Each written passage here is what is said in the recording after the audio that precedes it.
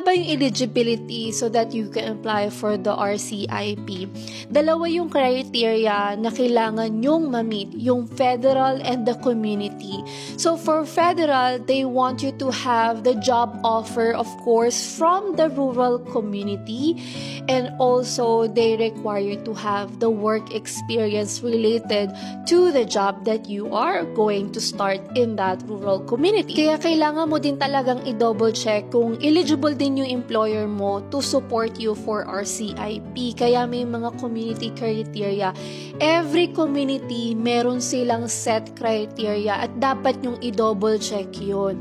So, dun sa RCIP, meron sa Ontario, meron sa BC, Alberta, diba? So, kung saan man yung tingin nyo na pasok ang inyong requirements, pasok ang inyong profile, doon kayo pumunta. Diba? Kasi, again, ayaw nyo na masayang lahat ng effort nyo. Pagdating nyo doon, malalaman nyo na hindi pala kayo eligible.